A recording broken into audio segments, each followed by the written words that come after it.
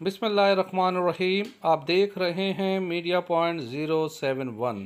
तुम दूसरों के रास्ते की मुश्किलात ख़त्म करते जाओगे तो तुम्हारी अपनी मंजिल का रास्ता आसान होगा।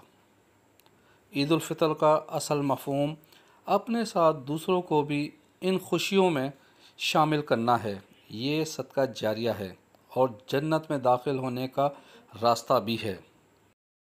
होप फॉर आल यानी कि उम्मीद सब के लिए की जानिब से गुर्बत की लकीर से नीचे ज़िंदगी गुजारने वाली ख़वातीन और बच्चियों को तालीम हुनर के ज़ेवर से आरास्ता करने के लिए लगाया जाने वाला पौधा आज कदावर दरख्त बन चुका है।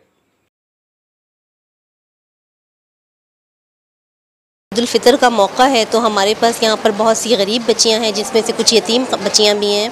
तो हमने उन बच्चियों में आज यहाँ पर वो ड्रेसेस भी तकसीम किए हैं उनके ईद के ड्रेसेस के तौर पर, और हमने उनको मेहंदी लगाने का और चूड़ियाँ पहनाने का भी एहतमाम किया है ताकि ये बच्चियाँ भी दूसरे बच्चों की तरह ईद की खुशियाँ बहुत अच्छी तरीके से मना सकें।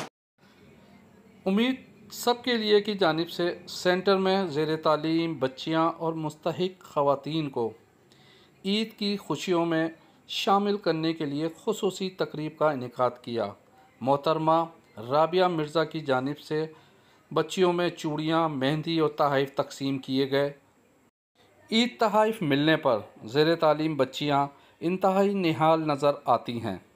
आज हमारी मैम ने, हमारे टीचरों ने हमें गिफ्ट दिए हैं, मेहंदी लगाई है, हमें चूड़ियाँ दी गई हैं और कपड़े भी दिए गए हैं ताकि हम ईद सही से गुजार सकें, और हमें बहुत ही चीज़ें अच्छी लगी हैं। टीचर्स और मैम ने हमें कपड़े भी दिए गए और चूड़ियाँ भी दिए और हमें मेहंदी भी लगाई है। ईद के हवाले से हम बहुत अच्छी ईद गुजार सकें। गैर सरकारी तंजीम होप फॉर आल की जानिब से बच्चियों और मुस्तहिक ख़वातीन को अपने पैरों पर खड़ा करने, तालीम की रोशनी से आरास्ता करने के लिए उठाए जाने वाले इक़दामात इंतहाई काबिल तारीफ़ हैं। ज़रूरत इस बात की है कि हम अपने अतराफ़ में रहने वाले अफराद पर नज़र रखें। Parvez Khan, media point 071, Sukkur.